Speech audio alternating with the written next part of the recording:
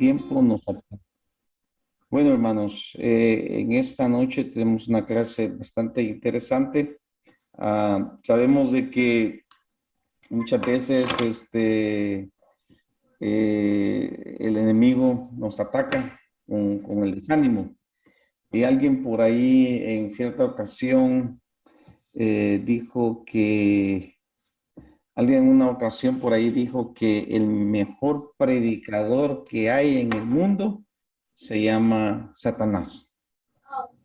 Ese es el mejor predicador que hay en el mundo, Satanás. ¿Por qué?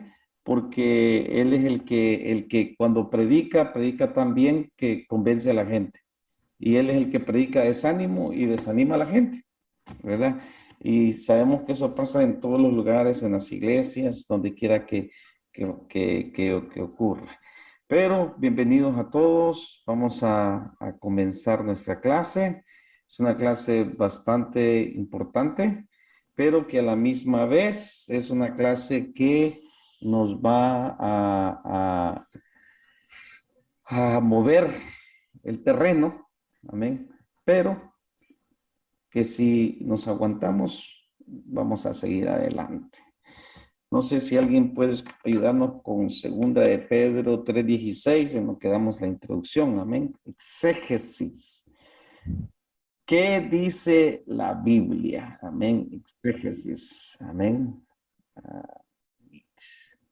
Exégesis. ¿Qué dice la Biblia? Amén. Eso es lo que estamos viendo en estas clases. Exégesis, ¿verdad? ¿Qué dice la Biblia? ¿Y qué dice la Biblia, hermanos? Amén. ¿Alguien tiene ya el texto? Amén. Es 16, ¿verdad? Segunda de Pedro. Por favor, hermano. Amén. La palabra del Señor se lee en el nombre del Padre, del Hijo y del Espíritu Santo. Casi en todas sus epístolas, hablando en ellas de estas cosas, entre las cuales hay algunas difíciles de entender, las cuales los indoctos e inconstantes tuercen, como también las otras escrituras para su propia perdición. Amén. Quien está hablando ahí es el apóstol Pedro y está diciendo, está hablando sobre la escritura, sobre la palabra de Dios y está mencionando al apóstol Pablo. Si leemos un texto anterior, dice, ya está hablando sobre el apóstol Pablo y cómo el apóstol Pablo ha escrito algunas cosas que son difíciles de entender, dice, ¿verdad? El apóstol Pedro. Y entonces, si ya en aquel entonces, ¿me entiendes? Ya tenía algunas dificultades para entender algunas cosas, imagínense 2000 y pico de años después, amén. Entonces, decíamos, ¿verdad? Al principio que no todos quieren estudiar. Y yo me hacía una pregunta, ¿no? Que resonaba en mi mente, y es una pregunta que alguien se hizo y decir, pero ¿para qué necesito prepararme si predico en la calle? ¿Para qué estudiar si predico en la calle? ¿No se ha preguntado ustedes?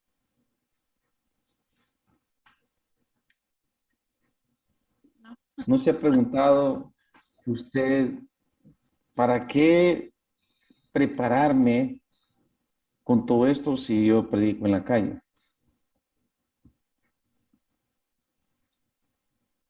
¿Nunca se ha preguntado eso? No. ¿Por qué? ¿Por qué gasto mi tiempo en esto? Y pensaba en que qué tan poca importancia le restamos nosotros al mensaje de la calle cuando debería ser mejor que el que predicamos en la iglesia. Porque en la calle la gente no tiene tu atención. En la calle tienes que ganarte la atención de las personas. En la iglesia hay un centro que es el púlpito y todo el mundo está viendo para el púlpito, por lo menos está viendo para el púlpito. Pero en la calle no hay un púlpito central donde todo el mundo te está viendo, ¿no? Entonces, tienes que estar preparado para presentar ese mensaje a toda esta gente que está caminando en las calles, que está pasando y que la Biblia dice, ¿verdad? Ahí en Judá, algunos convénzanos, ¿verdad? Algunos hay que convencerlos. Entonces, la palabra del Señor, decimos que es eficaz, ¿verdad? Es viva, más cortante que cualquier espada de doble filo, pero no le damos la importancia de preparar el mensaje para llevarlo a aquellas personas que están allá afuera y que necesitan, ¿verdad?, escuchar la palabra del Señor y no la palabra del hombre. Porque muchas veces dentro de la iglesia escuchamos la palabra del hombre, no la palabra de Dios, ¿verdad? Porque se le resta importancia al mensaje, pero como todos somos cristianos y todos sabemos, y no, y Dios sabe, ¿verdad? Y Dios sabe que no tuve tiempo de prepararme, Dios ya sabe que soy negligente, Dios ya sabe que soy perezoso, Dios ya sabe, Dios ya sabe, ya sabe, ya sabe. Pero la gente en la calle, no sé si se deberá el respeto mío, ¿no? De llevar y presentar un buen mensaje que el Espíritu Santo, ¿verdad? Me use y toque la vida de las personas. Siempre mi oración ha sido, donde quiera que yo me pare a predicar, Señor, que tenga tu respaldo. Y a la misma vez el Señor me dice, pues prepárate, ¿verdad? Porque si no te preparas, no hay respaldo. Amén. Porque a la verdad la mies es mucha y los obreros son pocos, dijo el Señor. Pero hay una traducción de René Cortés, revisada por René Cortés, que dice que la mies es mucha, pero los obreros son flojos, ¿verdad? No quieren prepararse. ¿Verdad? El campo hay mucho, pues no queremos prepararnos. Entonces, exégesis tiene que ver con qué dice la Biblia. Siempre tenga eso en mente. Y como todo en la vida se usa un método, una metodología, ¿no? Y el método que usamos o vamos a usar es ¿cuál? Método histórico gramático. Histórico gramático. Y vamos a ir a empezar viendo eso. Ahora, método histórico gramatical. ¿Por qué? Bueno, porque ¿por qué histórico gramatical? Bueno, porque hay un intento de encontrar el significado de lo que Dios dijo a través de la historia y la gramática, ¿no? Ahora, gramatical porque la Biblia fue escrita en un lenguaje humano, en hebreo, en arameo, griego y koiné. Esos lenguajes no son celestiales, no son angelicales, son humanos. Entonces, ¿qué quiere decir? Que se usó la herramienta que se tenía para poder escribir, ¿no? Y fíjense bien que hay un cambio, ¿no? Dentro de la forma de trabajar Dios. En el Antiguo Testamento, mucho la tradición oral. La tradición oral es que el mensaje de la palabra era comunicado a través de la memoria, ¿va? De hablar, ¿no? De contar todo, ¿verdad? Las narrativas bíblicas. Pero ya en el Nuevo Testamento se usa ya una forma gramatical, ¿no? Se usa una lengua que era una lengua dominante en aquel entonces y porque era más fácil de transmitir el mensaje. Pero histórico porque hay una intervención de Dios en la historia. Dios interviene en la historia humana y por eso es importante saber en qué momento de la historia y bajo qué circunstancias Dios habló. Entonces, por eso es importante este método, que vuelvo y repito, se terminó de desarrollar prácticamente, ¿verdad? Cuando la reforma, aunque algunos ya venían ya tratando de usar esto, porque antes usaban otros métodos, ¿verdad? De interpretación bíblica. Uno muy famoso que hasta hoy en día se usa es el método alegórico. Y el método alegórico lo que hace es hacer una alegoría de algo, ¿no? O sea, viene y por lo menos hay una interpretación de un texto bíblico y entonces ya no es lo que la Biblia dice, sino que lo que yo pienso, lo que la Biblia dice, entonces yo le trato de buscar significado a eso. Y por eso tenemos que tener cuidado, ¿no? Porque y dentro del método histórico gramatical tenemos que tener cuidado de que nuestra metodología, nuestro método de estudio nos lleve a descubrir y a entender la verdad, ¿no? Porque ese es todo el propósito. Ahora, la primera tarea de interpretar es la exégesis, ¿ok? Y la exégesis, ya decimos que es un estudio cuidadoso y sistemático de la Biblia para descubrir el significado original que tenía. Dice, esta es una tarea histórica. ¿Por qué? Porque tenemos que ir al pasado a descubrir lo que Dios dijo en aquel momento, en aquel instante y aquellas personas.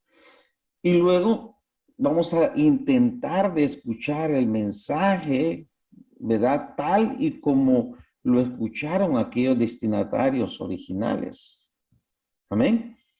Ese es el objetivo del exégesis, tratar de escuchar aquel mensaje, ¿verdad? Ir allá y tratar de escuchar aquel mensaje.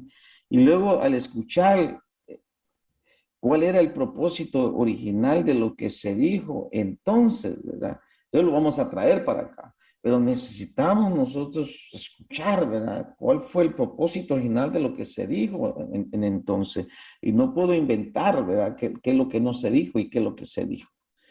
Amén. Entonces, así que la tarea de interpretar depende de hacer una buena exégesis, ¿verdad? La tarea de interpretar depende de una buena exégesis. También la tarea de predicar, ¿verdad? Depende de una buena exégesis, pero para esto primero hay que saber escuchar la palabra que ellos escucharon y tratar de comprender lo que se les dijo a ellos entonces y ahí. Esto es exégesis. Para entonces o para después hay que saber aprender a escuchar la misma palabra en el aquí y ahora. Eso es hermenéutica. O sea, escucho la palabra entonces, allá, entonces y ahí. O sea, allá en el pasado. Y luego la voy a traer para acá y la voy a escuchar aquí y ahora. ¿Qué es lo que esa palabra me está diciendo a mí? Amén. Y ese es nuestro trabajo que vamos a hacer ahora. ¿Cómo comenzar una exégesis? Bueno. ¿Cómo comenzar un exégesis? Primero usted comienza con sus propias habilidades. Una lectura más inteligente de la Biblia, leyendo el texto con cuidado y haciendo las preguntas correctas. No sé si alguna vez usted ha tomado un papel y un lápiz y usted lee un texto y usted empieza, porque le van a surgir preguntas. Lo que pasa es que uno a veces las ignora. Oh, no es la palabra de Dios la que me está hablando, sí, pero la palabra de Dios quiere ir hasta lo más profundo de tu vida, ¿verdad? Entonces, y usted se empieza a preguntar, ¿por qué dijo esto? ¿Por qué el autor dijo esto? ¿O por qué Dios permitió esto? ¿Por qué estas cosas? ¿Por qué lo otro? Entonces empiezas a hacerte preguntas. Y ahí comienzas tú. Y luego vas a utilizar desde el trabajo de otros, o sea, consultar diccionarios, léxicos, comentarios bíblicos, etcétera. Ahora bien, vamos a comenzar nosotros un proceso de exégesis en el cual, ¿verdad? Vamos a entender, nosotros a tratar de responder todas esas preguntas, pero esas preguntas les vamos a dar nombre y las vamos a tratar de ir formulando de una manera en que podamos ir sacándole a la Biblia y entendiendo el mensaje. Ahora, hay dos preguntas que hacerse, ¿no? Dos preguntas que luego se van a dividir en otras preguntas más, pero dos preguntas importantes que hemos de hacernos cada vez que nosotros vamos a acercarnos a un texto bíblico. Y la primera es, tiene que ver o es relativa al contenido. Las preguntas relativas al contenido, lo que contiene, ¿verdad? Aquel texto. Y la segunda, relacionadas al contexto, relativas al contenido y relacionadas al contexto. O sea, ¿qué relación, verdad, hay ahí? Amén, en el contexto y relativas es por qué es importante este contenido, qué es lo que está tratando de decir. Ahora, las preguntas de contenido son dos y ahorita las vamos a ver. ¿Verdad? Perdón, son cuatro. Ahorita las vamos a ver. y las preguntas de contenido tienen que ver con lo que se dijo. ¿Qué se dijo? Esos preguntas de contenido. ¿Qué se dijo? ¿No? Cuando usted está diciendo, ¿qué está diciendo Jesús? A veces predicadores hacen sin saber o sin querer, han hecho un exégesis, ¿verdad? Y a veces nos dicen a nosotros, ¿verdad? Y iba Jesús en aquel lugar y Jesús dijo. Entonces, ellos hicieron ya, o leyeron un compendio manual de la Biblia, o un comentario de la Biblia, o ellos mismos lo hicieron. Ellos están contestando una de estas preguntas con el contenido, lo están diciendo. Jesús dijo, ¿verdad? Entonces están contestando a esta pregunta de contenido. Ahora, ¿cuáles son esas preguntas de contenido? Y yo quiero que usted no se me vaya a asustar ni todo esto. Usted lea, póngase en cruise control. Y si cree que Dios está en el asunto y que Dios está en su vida, Dios le va a iluminar y lo va a sacar. Amén. Amén. Amén, hermanos. Amén. Entonces, las preguntas de contenido son 4. Y créanme que vamos a suavizar todo esto en la manera en que usted más adelante vamos a tratar de acortar esto para que usted solo se acuerde de lo que usted tiene que hacer cuando vaya a preparar el mensaje, pero lo ponga en práctica. Y créame positivamente que esto después se va a volver automático en su vida. Lo va a hacer sin pensar. Amén. ¿Cuántos se acuerdan cuando le enseñaron a manejar? Y le daban los pasos para manejar, ¿verdad? Y usted decía, qué difícil está esto. El examen de la licencia, dice, qué difícil, Dios mío. Pero a través de la práctica todo se volvió ya automático, ¿verdad? Ya. Imagínense, los que nos hacemos un nudo de corbata al principio y ahora uno ya ni sabe ni explicarlo porque ya solo lo hace automático. Y se explícale a alguien, mejor sígame porque me cuesta, porque ya se hace automático. Entonces las preguntas de contenido son 4. La crítica textual, información semántica, información gramatical y el trasfondo histórico-cultural. ¿Qué tiene que ver esto fuera de contenido? O sea, la crítica textual tiene que ver con, dice aquí, la decisión de la formulación de las palabras por el autor, pero eso es bien teológico, pero simple y sencillamente la crítica textual trata de ver si ese autor realmente es el autor de la Biblia, o de ese pasaje bíblico, o de ese texto. Un ejemplo, la crítica textual nos dice que Hebreos no es el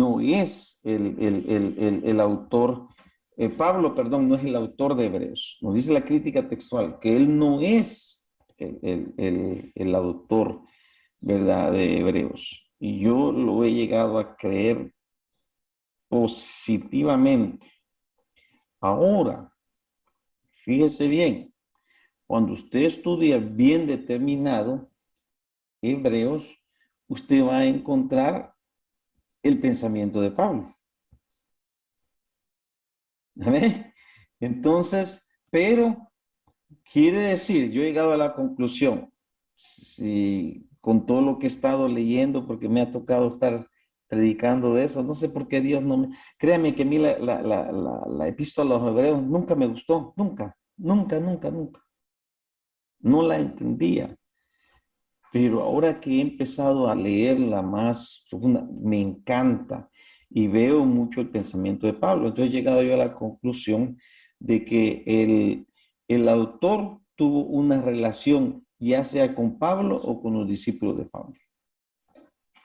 Ahora usted dirá, ¿por qué razón no él es el escritor? Entonces, simple y sencillamente porque la crítica textual ha examinado el léxico, la manera en que escribe el escritor de los hebreos, y es muy diferente a los otros escritos de Pablo. ¿Amén? ¿Verdad? Entonces, una de las preguntas de contenido es tratar de saber esa crítica textual, o sea, la manera en que el escritor escribe. Muchos de esos, usted no va a hacer ya todo esto porque usted va a leer un compendio manual de la Biblia o una explicación exegética de la Biblia y ya todo eso ya lo va a decir. Entonces ya usted se va a evitar de estar haciendo ese gran trabajo. Por eso le digo, más adelante lo vamos a suavizar, pero es bueno que usted sepa todos estos pasos, ¿no? Ahora, la información semántica tiene que ver con el significado de las palabras. ¿Qué significaba la palabra aquel entonces? Bueno, un ejemplo, yo le decía a ustedes la semana pasada que cuando uno hace una búsqueda de Google, ¿verdad? Uno busca materiales de construcción y entonces Google viene y busca y hace una búsqueda de ese significado, pero nunca hace una búsqueda del contexto, porque no sabe para qué va a ocupar usted los materiales de construcción, ¿verdad? Porque pueden ser diferentes los materiales de construcción. Entonces viene el material de construcción y viene y le da a usted todos los materiales de construcción menos lo que usted necesita. Usted necesita cal, pero como Google no sabe su contexto, qué es lo que usted necesita, se hace una comparación de lo que usted ha escrito. ¿A qué quiere decir esto? Que la información semántica nos ayuda a nosotros a entender el significado de la palabra allá, no acá, no aquí y ahora, sino allá, lo que significaba para ellos. Y lo que significaba para ellos muchas veces no quiere significar, va a significar lo mismo con nosotros porque es un diferente contexto. Contexto es lo que estamos viviendo, lo que está pasando. Entonces la información semántica nos ayuda a nosotros a ver qué es lo que significaba para ellos. La otra ocasión yo le hablaba al hermano Saúl de un texto que se usó como, Pablo usa como, lo traducen como siervo, ¿verdad? Que somos siervos, pero la palabra que Pablo usa en aquel entonces es ayudante de palero, de lancha, del que paliaba la lancha. Y entonces, ¿qué significaba en aquel contexto? Bueno, que era el siervo, ¿verdad? El trabajador de aquel lanchero. Y entonces, pero no lo podemos traer ahora porque no lo entenderíamos. Entonces, ¿qué es lo que entendemos? La palabra siervo.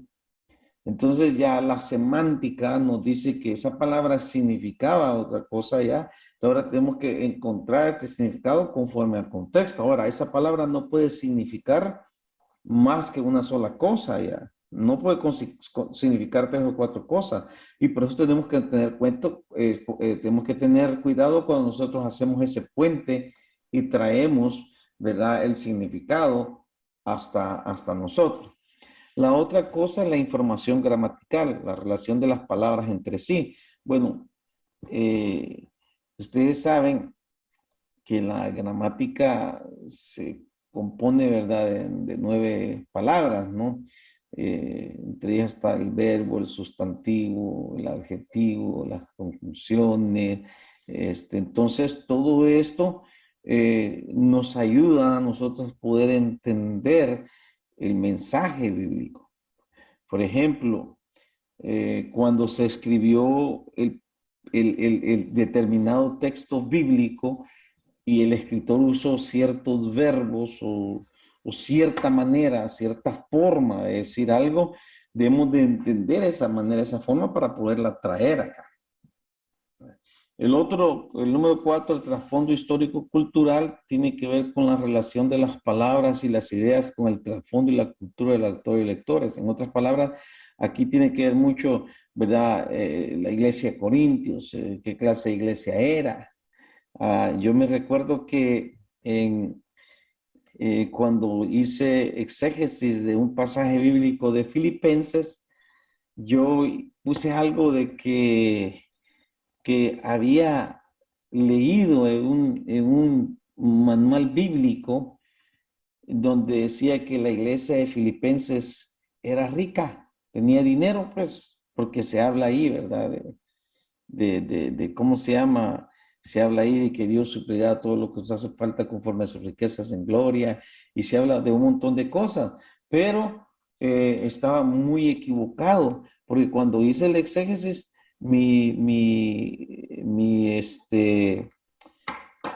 Mi maestro me dio una regañada, me llamó especialmente para eso a su oficina de él, el doctor de apellido Cortés, también un varón puertorriqueño, y me dijo, oye, ven para acá, chico, mira, ¿de dónde sacaste eso?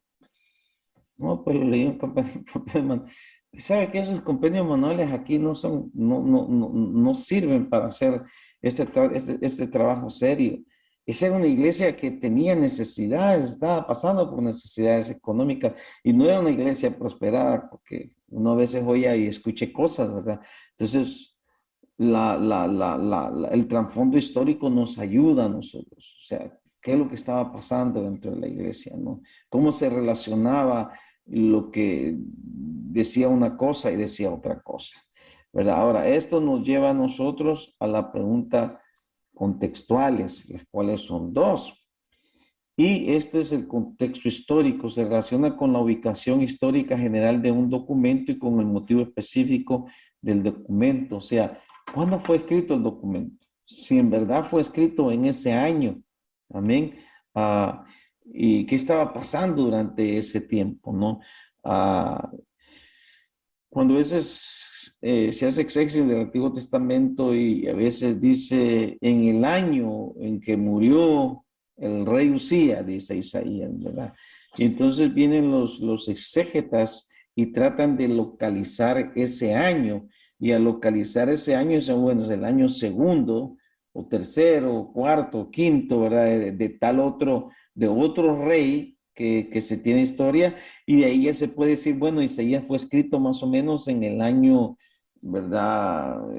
600 antes de la era de Jesucristo, o el año, sí, 600, más o menos antes del 600 de la era de Jesucristo, antes de Jesucristo, y entonces tratan de ver qué es lo que estaba pasando para poder así entender el contexto literario, que tiene que ver con la razón por lo cual se dijo cierta cosa en un punto dado o del argumento de la narración, o sea, ¿por qué? Tratar de encontrar, o sea, ¿por qué se dijo eso en tal momento?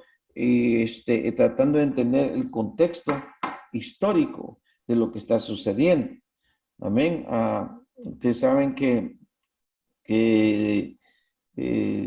dentro del Nuevo Testamento hay muchas de las cartas que no han llegado a nosotros y que se han mencionado y que nos han llegado las que tenemos. Entonces, por alguna razón, Dios nos permitió que llegaran otras. Entonces, otro ejemplo que tenemos es en la carta de a los Corintios, la primera, segunda y tercera. Cuando usted lee la primera carta a los Corintios y la lee de corrido, usted llega ahí, creo que al capítulo 7, donde el apóstol Pablo dice, y en cuanto a lo que me escribieron, yo les quiero decir esto. Pero comienza con el capítulo 1, ¿verdad? Diciendo de que fui informado por los hijos de Coré. Bueno, dice uno, le informaron los chismosos de los hijos de Coré a Pablo o que le llevaron una carta o cómo está la cosa. Entonces ahí los escritores dicen, bueno, se cree que hay dos cartas insertadas en esa. ¿Amén? ¿Por qué? Porque uno es Pablo, se da cuenta de lo que está pasando a través de los que llegaron a decirle y otra a través de una carta que le llegó a él y él está contestando los problemas que la carta le está diciendo. Amén. Ahora, para enchivalarnos un poquito más, o sea, aclarar un poquito más, diríamos, queremos entender que la forma en que esta exégesis o este método de exégesis trabaja es haciendo un trabajo inductivo, lo que decíamos la otra vez, sacarle, ¿no? Entonces ahora, como yo les dije que íbamos a suavizar esto, lo íbamos a suavizar un poco, vamos a concentrarnos un poquito ustedes que están predicando, porque no van a hacer, este trabajo exegético no lo van a hacer para hacer una exégesis, ¿verdad? En una escuela teológica, sino que más bien estamos trabajando para hacer una exégesis para predicar la palabra de Dios y predicar la verdad, ¿verdad? Concienzudamente y que predicamos hoy y de aquí en 3 semanas o 4 semanas oímos a alguien predicando eso y decimos, ay, Dios mío, lo que dije yo, las barbaridades que dije, Padre Santo, me equivoqué, ¿verdad? Pero tal vez usted se dio cuenta 3, 4 semanas después o un año después, pero que los que le escucharon allá en la calle se dieron cuenta en el mismo momento que usted no sabía lo que estaba diciendo. Amén. Porque a veces creemos que la gente que está en la calle es ignorante, que la gente que está en la calle no sabe. Creemos que la gente que está en la calle nunca ha sabido de Dios. Pero la verdad es que hay mucha gente que está resentida fuera de las iglesias. Hay mucha gente que no conoce al Señor, pero conoce de Biblia, aunque usted no lo crea. Hay mucha gente que conoce allá afuera y lo está escuchando a usted y a veces lo que damos es lástima, porque decimos, no he estudiado bien su Biblia. Entonces, esto nos ayuda a nosotros a entender cuando nosotros abrimos un manual bíblico o algo que nos explica y podemos entender, o cuando recibimos ese mensaje de Dios de qué es lo que vamos a hablar. Porque a veces, quiero decirle que muchas veces, a veces un mensaje se pueden hacer hasta 10, 5, 7 mensajes, si hacemos una buena exégesis, y del mismo pasaje. Ahora, ¿qué es lo que estamos tratando de hacer con exégesis? Bueno, estamos tratando de examinar la lectura. ¿Ven aquí la Biblia? ¿Amén? Sí ven la Biblia, ¿verdad? Y Amén. Amén. aquí en el cuadrito, ¿sí pueden ver el Sí, estudio sí, inductivo de la hermano. Biblia? Sí se ve, hermano. Ok. ¿Y si ven mi mouse que está aquí en la Biblia? No. Sí, Ok. sí. Entonces, ustedes ven aquí, dice, examina las Las escrituras. Eso es lo que usted escrituras. hace. Examinarla, no leerlas, examinarla. ¿Qué lo hace un doctor cuando usted va donde el doctor? Lo examina, ¿verdad? Lo ve y a veces usted dice, este doctor como que es brujo, ¿cómo sabe? ¿Verdad? Porque han estudiado, conocen el cuerpo humano y saben lo que, si lo ven pálido, estás falto porque llega usted todo moquiento, está falto de vitamina C, no está tomando vitamina C, por eso es que Está pega fuerte pálido, este carro. estás anémico. Estás anémico, porque las pupilas debajo de ahí están todo blanco, no necesita estar rojo. Bueno, entonces le examina, entonces dos dice, ¿qué dice? La observación, ¿verdad? ¿Qué dice? ¿Verdad? Y tercero, dice, Quiere ¿qué decir. quiere decir? Esa es la interpretación. Aquí está el exégesis, ¿no? ¿Qué dice? ¿Qué dice?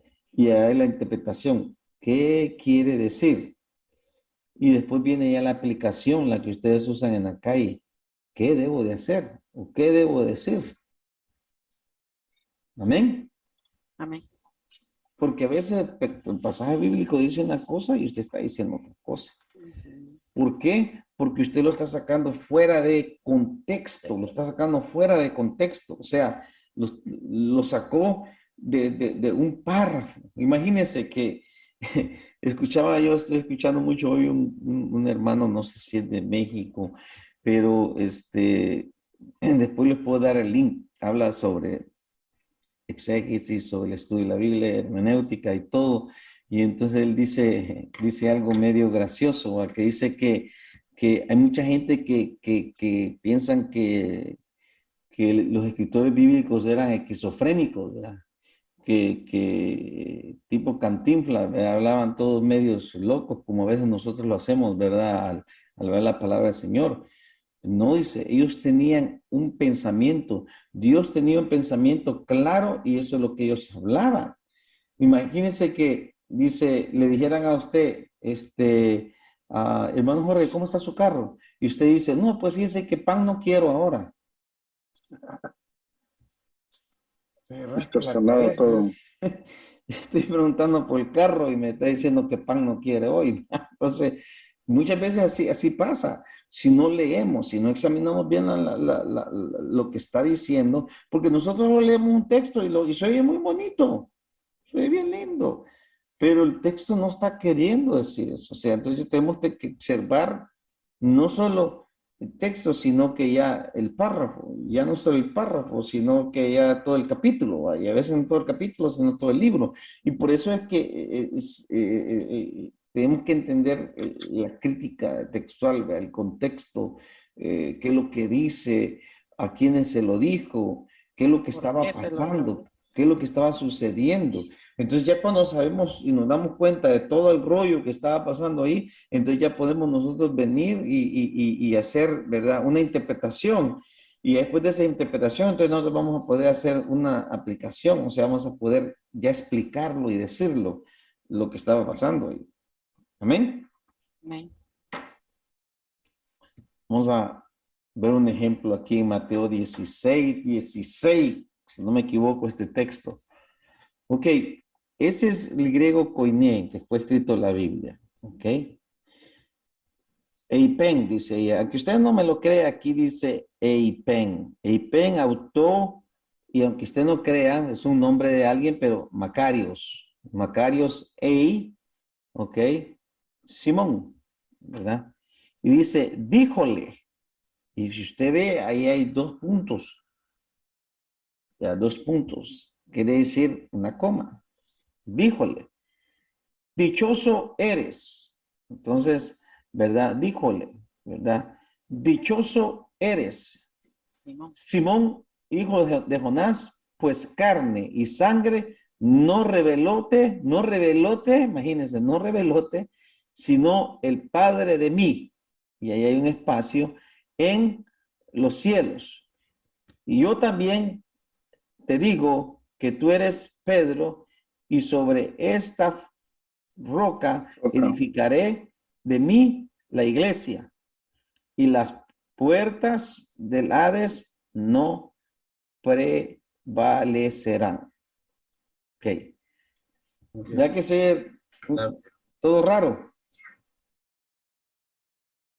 Entonces, ¿qué es lo que sucedió aquí? Bueno, se hizo una exégesis, ¿no? Y entonces ahora después se hizo una interpretación, ¿verdad? Y ahí donde se tiene que usar aquí en exégesis la gramática también, ¿no? Para poder acomodar lo que se está diciendo y después, bueno, viene la interpretación y después la aplicación, porque se hizo una traducción, sí, pero se tuvo que haber hecho una exégesis antes para ver qué realmente es lo que está diciendo el texto. Porque díjole, entonces nosotros decimos, ¿verdad? Y le dijo, ¿verdad? Bienaventurado, dicen unos textos, ¿verdad? Textos, ¿verdad que sí? Y acuérdense que la palabra bienaventurado es 3 veces dichoso, dicen que es. Entonces por eso, pero aquí Macarios en el griego, que es el koiné, el griego comín, dichoso, eres. Ese bienaventurado eres, ¿verdad? Simón y Jonás, pues en español no dice carne y sangre no reveló, sino que dice, y no, porque no te lo reveló, ¿verdad? Carne ni sangre, y aquí dice, y sangre, ¿verdad? Sino el Padre, sino mi Padre, ¿verdad? Porque dice el Padre de mí, no decimos el Padre de mí, ¿verdad? Y en los, y este es, en griego es ho, que es él, pero aquí también está ho, él, que son igual, pero aquí no hace sentido en español decir el Padre de mí, él en los cielos. Entonces por eso no lo traducieron, ¿verdad? Pero si yo miro en exégesis, en teología, esto se llama perícopa, o sea, la estrofa, ¿verdad? Que se está estudiando, el pensamiento ilativo, ¿no? De Jesucristo aquí es lo que está tratando de decir. ¿Qué es lo que está tratando de decir ahí el Señor? ¿Qué piensa usted que está tratando de decir con ese párrafo?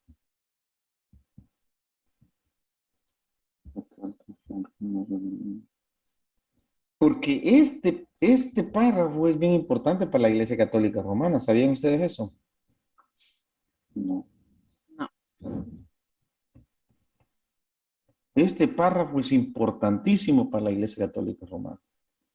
Aquí basan ellos de que Pedro fue el primer papa y que ahí está edificada la iglesia de ellos. De aquí lo agarran ellos. Fíjense que aquí lo importante de todo esto, cuando uno estudia griego, A veces no tiene uno que saber toda, o sea, todas las palabras, ¿verdad? Porque a veces la mente, hay gente que sí sabe leer bien griego y como sabe leer inglés, son lenguas que no practican, pero por lo menos lo que yo, o sea, empiezo a buscar aquí, o sea, ¿verdad? Aparte del verbo, el predicado y todo esto, porque si usted encuentra un verbo aquí, ¿dónde lo encontraría? No, no, no. Dichoso eres Simón, hijo de Jonás, pues ni carne ni sangre te lo reveló, sino el Padre de mí en los cielos. Imagínense cómo era la estructura del Reveló. pensamiento griego. Bien largo y todavía no encontramos un verbo ahí. ¿Ah? Los cielos. Y yo también te digo, Digo, hasta aquí. Está es un un verbo. verbo. Digo, lego, digo. Te digo. Este es un verbo. Yo digo, tú dices, él dice, ustedes dicen, vosotros decís. Entonces, y yo también te digo, ¿verdad? Que tú eres. O sea, aquí vemos ya la importancia. ¿Qué es lo que está diciendo Jesús?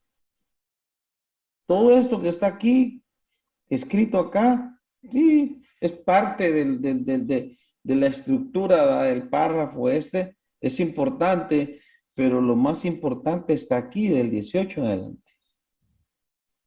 Porque, pero alguien puede decir, yo tuve voy a predicar sobre los dichosos, ¿verdad? Y entonces voy a hablar sobre Jesús le dijo a Pedro que era un dichoso y gloria a Dios y porque los dichosos acá, pero realmente esa no es la estructura principal de esta perícopa, o sea, de esta estrofa.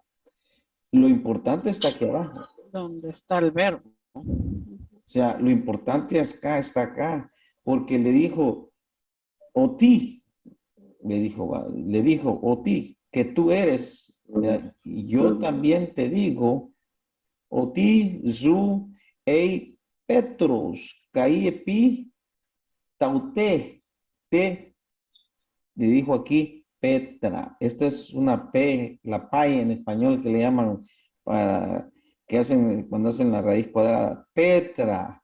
Entonces aquí está, este juego de palabras, Petros y Petra.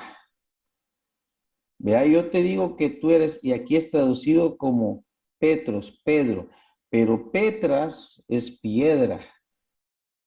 Entonces yo te digo que tú eres Petra, una piedra La pequeña. piedra. Y caí y ¿sobre cuál? ¿Sobre La Pedro piedra. o sobre la La La roca? piedra. piedra. La ¿Sobre, piedra. sobre, Sobre La sobre Pedro. roca. Pedro o sobre la roca? Sobre Sobre la roca. Pedro.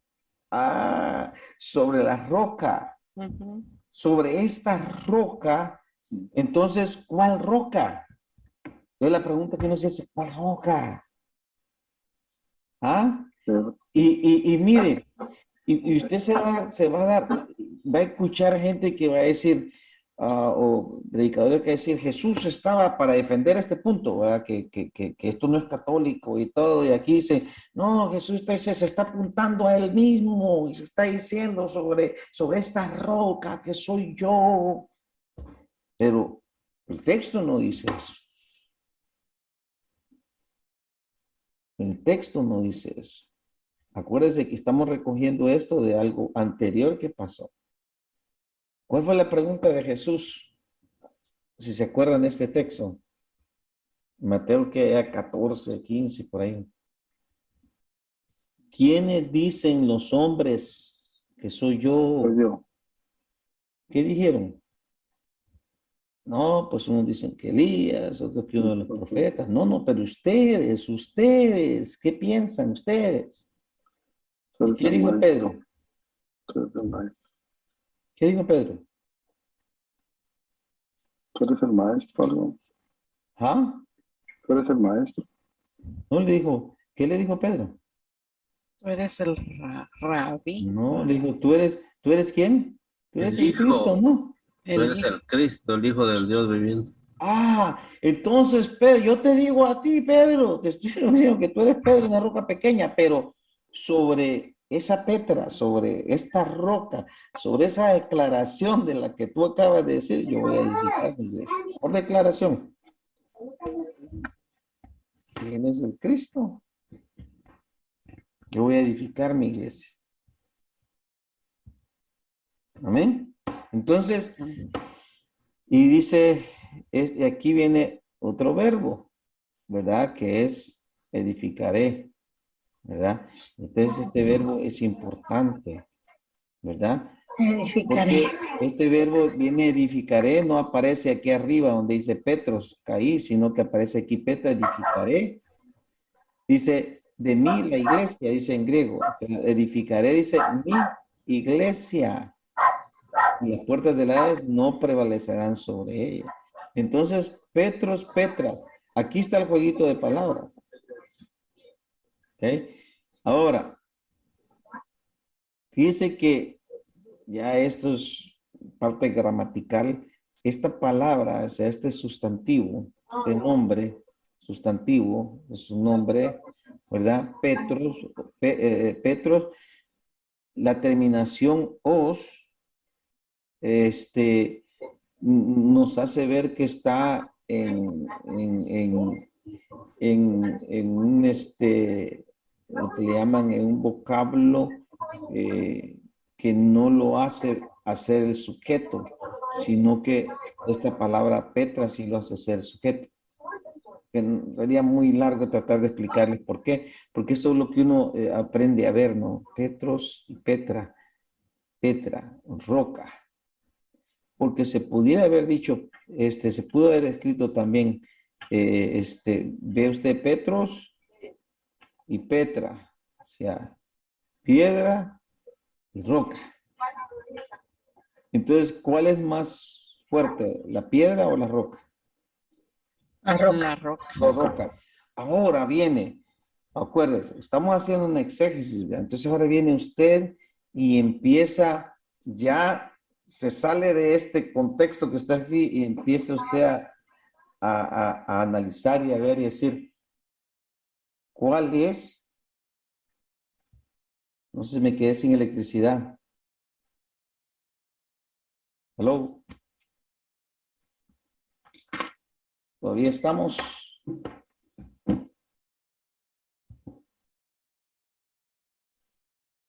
¿Estamos o no estamos?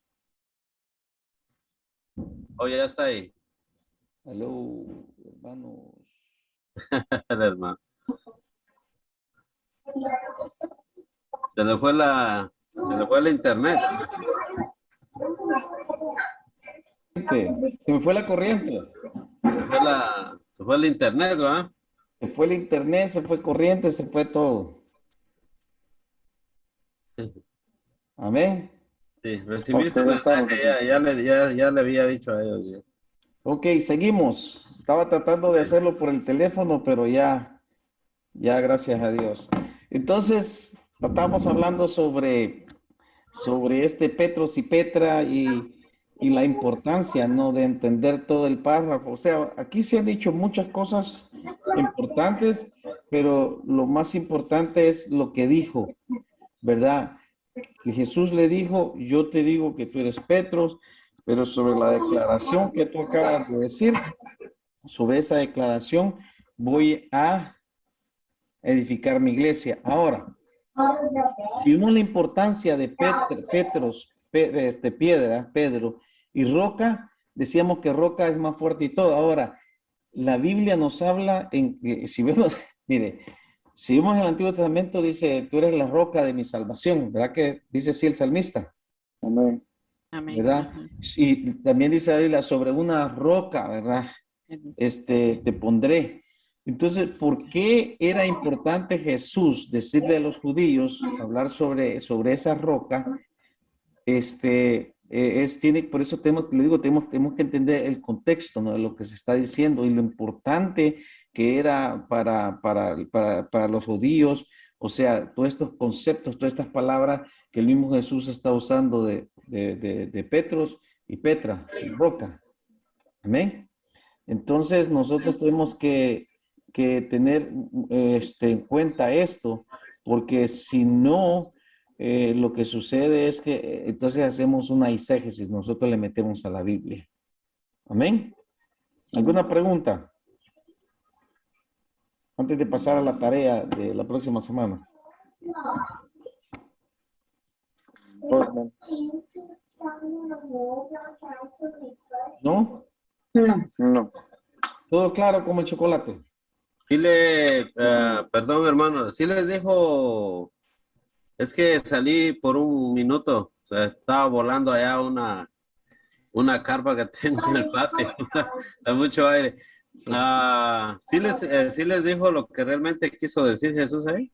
Sí, que lo que quiso decir es que sobre la declaración que había dicho, sobre la declaración que Pedro había dicho, Amén, amén. él era el Cristo, sobre esa declaración, él iba a edificar su iglesia. Amén. No, no a través de Pedro, Amén. sino a través de la declaración. Sí, si alguna vez se encuentran con algún católico y les dice que piedra y roca es lo mismo, ese es el término que ellos usan, que piedra y roca es lo mismo, por eso es que ellos usan a Pedro como el primer papa, ¿verdad? Usan como el jefe de la iglesia, porque torcieron la escritura en ese lado, pero en griego está la palabra diferente, eso es lo que hace la diferencia, piedra y roca. Amén. Y Amén. entonces, y acuérdense ustedes una cosa, que Pedro nunca pudo haber sido la roca, sino que quien era la roca era Jesús, porque todos los textos bíblicos hablan sobre una roca te pondré, la roca de mi salvación. Entonces, y todos esos textos tienen alusión, están mencionando, ¿verdad? A Jesucristo, y por eso Jesucristo dice sobre esa declaración de que yo soy el Cristo, del Hijo del Dios, el Cristo viviente, el Dios viviente, como lo quiere decir, sobre esa roca que soy yo, también estaba diciendo en otras palabras, voy a edificar, pero más bien sobre esa declaración voy a edificar mi iglesia, no sobre Pedro. Amén. Amén. Entonces, esto es bien interesante porque nos ayuda a entender y ir a aclarar ciertas cosas, especialmente cuando aprendemos, no, y esto le digo, a observar, ¿no? Otra cosa puede decir alguien, mire, alguien que no cree en Jesús como Dios, pues, mire, le está diciendo Padre, aquí le está diciendo Padre. Pero no tiene nada que ver el lenguaje con tratar de probar eso. Porque miren, si usted usa un método, yo les acabo a ustedes de enseñar aquí sin que ustedes lo supieran, el método inductivo de estudiar la Biblia que se parece a la exégesis, que es lo que estamos haciendo. Porque hay un método deductivo. O sea, ve aquí la palabra inductivo y hay un deductivo. Y el deductivo es el que la mayoría usa. O sea, es tratar de buscar lo que yo ya creo. El método inductivo busca lo que yo ya creo y lo voy a tratar de probar y voy a encontrar en la Biblia tratar de probar. Pero si yo uso el método inductivo, o sea, hacer una exégesis, yo lo voy a sacar. Amén. Amén. Para la próxima semana, yo me gustaría que ustedes estudiaran las páginas 33 a la 52 de este libro, ¿verdad? No sé si estudiaron ustedes la 17 a la 32. No sé si estudiaron de la 17 hasta la 32 de este libro, porque este está mejor explicado. No, la verdad no, hermano. No, estudien el otro libro si pueden también, léanlo, no traten de entender, léanlo, lean y después aquí estamos tratando de sacar algunas ideas de las clases. Ahora, yo repito, vamos a suavizar esto, lo vamos a tratar de hacer de una mejor manera, para que lo podamos nosotros llevar a la práctica en la predicación. Hermanos, no crean que esto se lo van a aprender ustedes en 7 clases ni nada, no. Acuérdense que estamos tratando de ver una herramienta, pero como una herramienta tiene varios usos, muchas veces, entonces nosotros estamos tratando de ver todos esos varios usos, pero nos vamos ¿cómo se llama? A concentrar en uno. ¿Amén? ¿Verdad? Y el uso correcto de esto. No sé si ustedes aparte de cuando estudiamos la homilética, no sé si empezó usted ya a ponerle más atención a las predicaciones de otras personas. No a criticar, a juzgar, no, sino a ver para aprender, ¿verdad? Los errores que se hacen, lo que no se hace y lo que no debo de hacer, ¿ven? No sé si ustedes han tenido oportunidad de hacerlo, de hacer eso, sería muy bueno porque es parte de ir creciendo. Ahora me decía el hermano Saúl que a alguien le dijo a él de que no hay instituto bíblico porque le lavan el cerebro, le cambian de parecer. No es que te laven el cerebro, sino que encuentran la verdad. Y Jesús dijo que la verdad nos iba a hacer ¿qué? Libres. Libres.